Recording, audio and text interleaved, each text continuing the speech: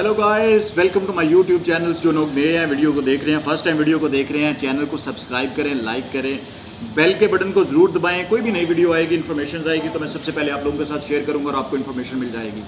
अच्छा, आज की वीडियो जो है वो आप लोगों को कंटेंट से आइडिया हो चुका होगा।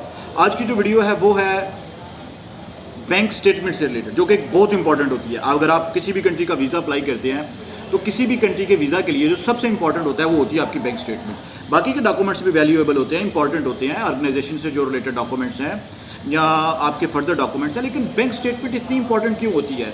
इसकी सबसे इंपॉर्टेंट 2 पॉइंट्स हैं। सबसे पहले तो ये है कि बैंक स्टेटमेंट इतनी इंपॉर्टेंट क्यों होती है।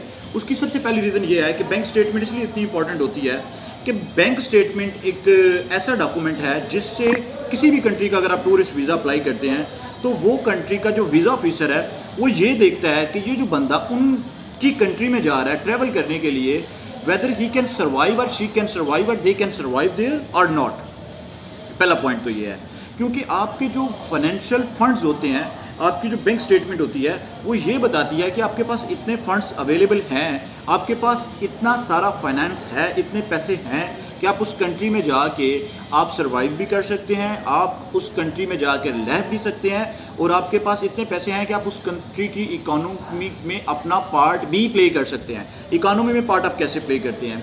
जब आप वहाँ पे जाएंगे तो आप होटल्स लेंगे, जब आप वहाँ पे जाएंगे तो आप वहाँ की टैक्सेस यूज़ करेंगे, ट्रैवलिंग के लिए ट्रांसपोर्टेशन कोई ना कोई यूज़ करेंगे। जब आप वहाँ पे जाएंगे तो आप अपने फूड पे पैसा स्पेंड करेंगे, फिर आप शॉपिंग भी करेंगे। आप मिनिमम 5 to 6 डेज़ भी अगर स्टे करने के लिए जाते हैं तो बीइंग अ टूरिस्ट आप एक मिनिमम बजट भी बना लें। आप किसी भी कंट्री में जाते हैं, आप मिनिमम अपने बजट की ब्रैकेट में रह के भी आप खुद अंदाज़ा लगाएं, जो एक जेन्युइन टूरिस्ट है वो भी ये बात का खास ख्याल रखेगा कि आपकी जो स्टेटमेंट है वो इतनी वैल्यूएबल है और इतनी इंपॉर्टेंट है कि वाकई ही में वीज़ा ऑफिसर का जो कंसर्न है वो बनता है। अब आते हैं बैंक स्टेटमेंट कैसी होनी चाहिए।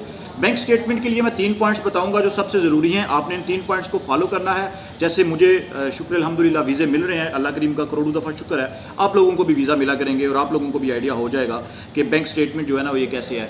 और आप इंसान सीखता है, इंसान लर्न करता है। कोई भी स्टेप है किसी भी तरह से है तो वो वेरी फर्स्ट डे से जब हम लोग पैदा हुए हैं तब से सीख रहे हैं, तो आहिस्ता आहिस्ता बंदा सीखता है। तो मैं भी आप लोगों को ये बात अपनी शेयर कर रहा हूँ। आप लोग भी एक दिन मुझसे ज़्यादा एक्सपर्ट और ट्रेंड हो जाओगे बैंक स्टेटमेंट में, वीज़ा फाइलिंग में, वीज़ा डॉक्यूमेंटेशन में। अब मैं आप लोगों को बताता हूँ कि जो बैंक स्टेटमेंट है वो कैसी होनी चाहिए। सबसे पहली बात तो ये है कि जो बैंक स्टेटमेंट है आपकी, वो जो बैंक स्टेटमेंट है उसमें सबसे पहला पॉइंट आपकी सैलरी आनी चाहिए। अगर वो अकाउंट बिजनेस से रिलेटेड है तो आपका बिजनेस का पैसा आना चाहिए। अगर वो FBR एंटी टैक्स रिटर्न से रिलेटेड है, अकाउंट्स आपका बिजनेस है, तो उसी अकाउंट से आपके FBR tax returns, anti tax returns भी पे होने चाहिए। ये नंबर 1 मैंने आपको बता दिया है कि उस अकाउंट पे आपकी सैलरी आनी चाहिए। वो सैलरी बेस्ड अकाउंट है। तो अगर आपका बिजनेस कंपनी रिलेटेड अकाउंट है तो उसके FBR और टैक्स रिटर्न्स गवर्नमेंट में शो होने चाहिए। दूसरी बात क्या है, आपका हर बंदे का, मेरा, आपका, सब लोगों का एक प्रॉपर जो भी अकाउंट होता है उसमें से मंथली एक्सपेंडिचर्स होते हैं। तो जो वीज़ा ऑफिसर है वो दूसरा पॉइंट ये देखता है कि ये जो बंदा है ये वीज़ा फाइल कर रहा है, सपोज टू भी इसके अकाउंट में एवरी मंथ $4,000 आता है। US डॉलर की मैं बात कर रहा हूँ। $4,000 में से ये $2,000 एक्सपेंड करता है और $2,000 ये सेव करता है। जब भी आप टूरिस्ट वीज़ा फाइल करते हैं तो वो लास्ट 6 मंथ की बैंक स्टेटमेंट आपसे रिक्वायर करते हैं। ठीक है, कोई भी कंट्री ऐसा नहीं है जो 3 मंथ की स्टेटमेंट लेता है। अगर कोई 3 मंथ की स्टेटमेंट भी लेता है तो वो 3 मंथ की स्टेटमेंट से भी आइडिया लगा लेता है, लेकिन यूजुअली 6 मंथ की स्टेटमेंट जो है ना वो काउंट डाउन की जाती है।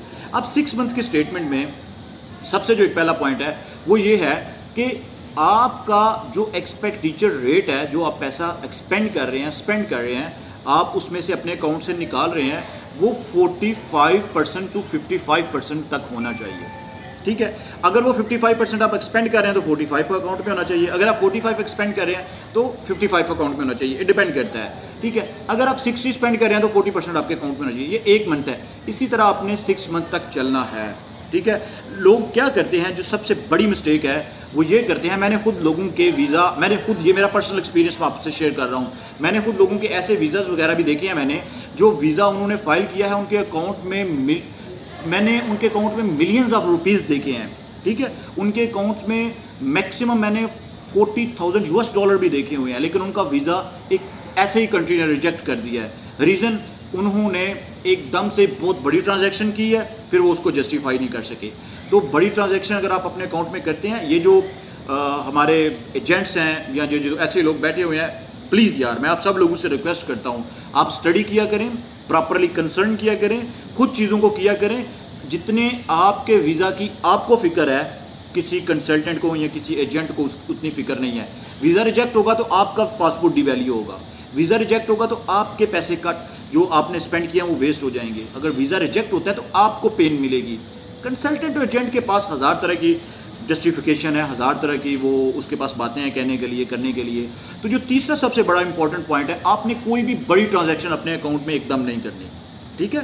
तो ये तीनों पॉइंट्स हैं जो मैंने आप लोगों के साथ शेयर किए हैं। आप इन तीनों पॉइंट्स पे वर्क करें, उसको करें और एक ग्रेजुअली स्टेटमेंट्स को इंक्रीज करें। लास्ट 6 मंथ आपका जो अकाउंट है, पर्टिकुलरली अब मैं यूके की बात करूंगा, यूके में आपने कोई भी कैश डिपॉजिट नहीं करना। आप कैश डिपॉजिट आपने कोई भी अपने अकाउंट में नहीं करना। अगर आप कैश डिपॉजिट करते हैं, it should be justifiable and verifiable. आपने उसको जस्टिफाई भी करना है और वेरीफाई भी करना है जब आप अपनी बैंक स्टेटमेंट सबमिट करेंगे, और साथ कोई डॉक्यूमेंट अटैच करना है। मैं नाम नहीं लेना चाहूँगा, मेरे फैमिली में से ही हैं, उन्होंने यूके का वीज़ा फाइल किया, उनका वीज़ा रिजेक्ट हो गया और उनकी एक अच्छी बिजनेस प्रोफाइल है। उससे पहले वो काफ़ी सारे कंट्रीज़ को विजिट कर चुके हैं, टर्की में जा चुके हैं, दुबई में जा चुके हैं, थाईलैंड, मलेशिया, सिंगापुर, ये सारे काफ़ी सारे मतलब कि मोर देन 7-8 कंट्रीज़ को विजिट कर चुके हैं। और यूके का वीज़ा उनका रिजेक्ट होने की जो एक रीज़न थी, जो वीज़ा ऑफिसर ने मेंशन की थी, वो ये थी कि उनके अकाउंट में एक इतनी बड़ी ट्रांजैक्शन थी जो उनकी पर एनम मतलब एनुअल जो उनकी एक एक्सपेंडिचर्स की अमाउंट होती है और जो उनकी सेविंग अमाउंट होती है उससे भी बड़ी थी, वो उसको जस्टिफाई नहीं कर सके। अभी के वो जेन्युइन केस था, बिल्कुल जेन्युइन था, लेकिन उनकी जो जस्टिफिकेशन थी वो अप टू दी स्टैंडर्ड नहीं थी। मतलब मेरे जैसा बंदा वो उस जस्टिफिकेशन को देख के डिनाई कर गया कि यार ये क्या आपने जस्टिफिकेशन दी हुई है।